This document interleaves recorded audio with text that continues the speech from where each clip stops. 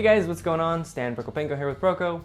Sorry for the long wait for the new videos. I've been working really hard to get the anatomy course out as soon as possible, but there's a lot to be done to make this the best anatomy course ever, so thank you for your patience. Today I have a critique for the shading lesson and generally summing up all the figure lessons. Amit Shirole submitted 2 drawings. He did such a great job with his exercise. I think he's a good example for everyone else and maybe an inspiration to do the same thing. So Amit emailed me and said, "Hello sir, I'm following your videos and this video was extraordinary. Here I'm sending you my work, sir. Please guide me with your valuable suggestion. Thank you, sir."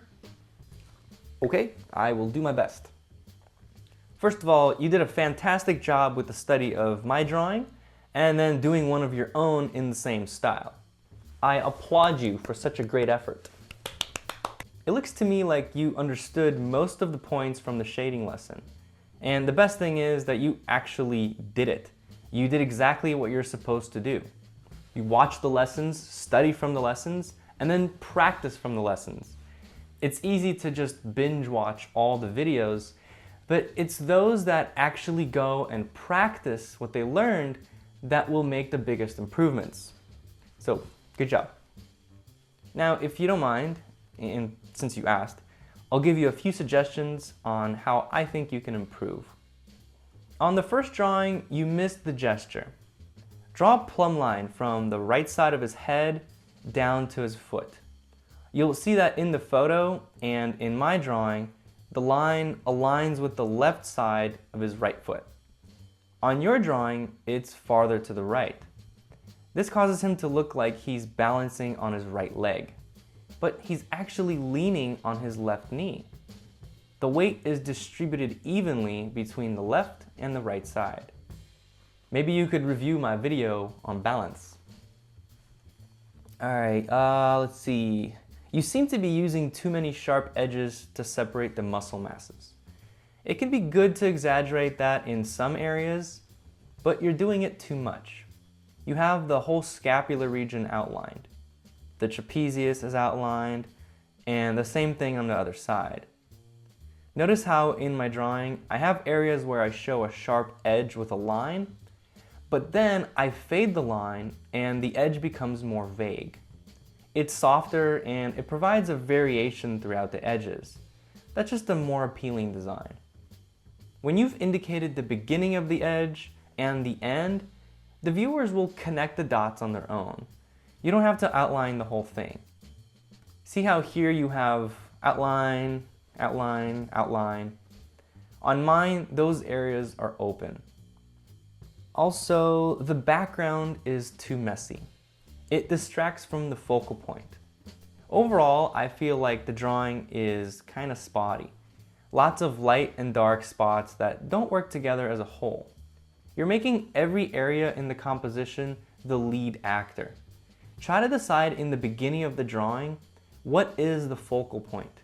What is the secondary focal point? See how in the bottom of the right leg, the highlights are just as bright as the highlights at the top. The lights on the stick are glowing. See how I have the same highlights down here, but they're much darker. They fade as they get farther from the light source. And the background is clean and doesn't fight for attention. I intentionally made the upper back as the main focal point, and the left foot as the secondary focal point. Hopefully it comes across that way. Squint at your drawing and see if anything sticks out too much that shouldn't be. Okay, so be more deliberate with the composition, the way you lead the viewer's eye through the drawing. Proportions, not too bad. Mainly, I think that the torso is too short and the head is too large. Everything else looks pretty close. Okay, let's take a look at your second drawing. Actually, much better composition. The background is cleaner than the previous. You kept the lights on the bottom foot a bit darker. You faded the value of the thigh a bit as it goes towards the knee. When I squint, I can see you've created a focal point at the center of the torso.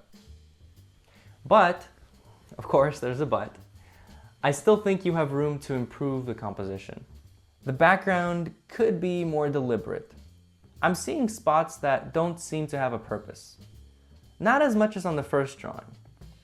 I think that they just happened as you were shading, instead of you deciding that you want them to be there. As you're shading, think about how the values in the background can help tell a story, guide the eye, and create a sense of atmosphere. Any texture and gradation you use has an effect. So take that into consideration. Don't let too many things be accidental. Approach the composition with intent. You could have made the values of the shadow on the right leg here darker. Some of them are really close to being halftones rather than shadows.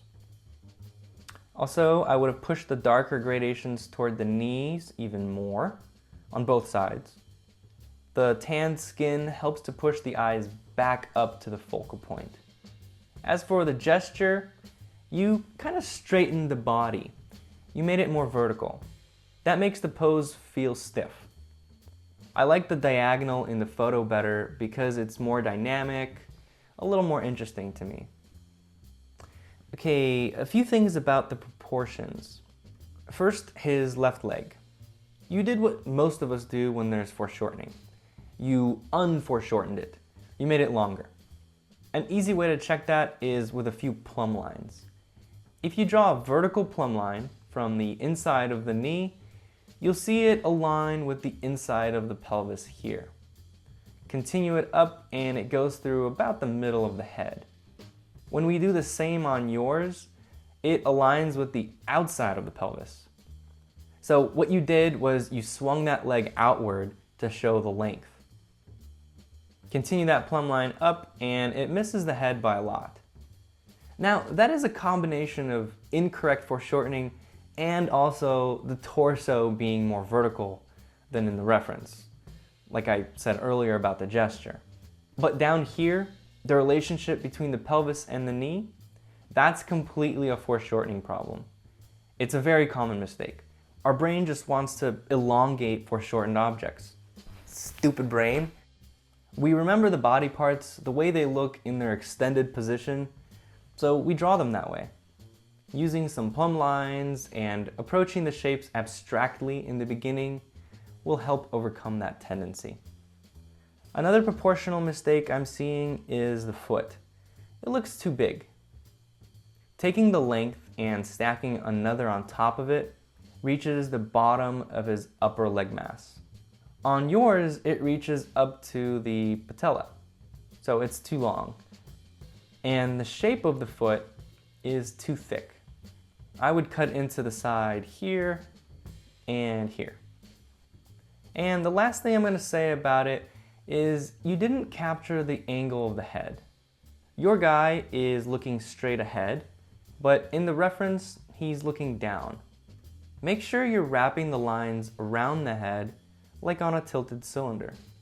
Notice how the placement of the ear in relationship with the eyes and the nose is higher up. And the curvature of the brow ridge shows that curve too. On yours, both of these things indicate a straight on angle.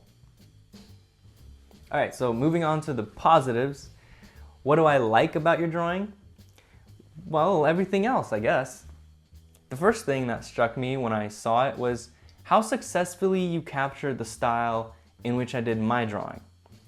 When I compare yours to mine, I can see that you analyzed it almost line for line.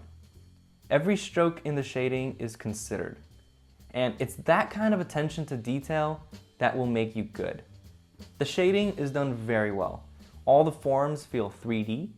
You've got all the elements, highlight, halftone, coarse shadow, reflected lights, and generally they're all very well designed. I have a feeling you were paying attention during the shading lesson. Your anatomy seems to be pretty close. Could be polished and designed a little bit better in areas, but they're minor things. And the main thing I really liked is your discipline. You didn't just watch the video and move on. You studied from it and you applied it.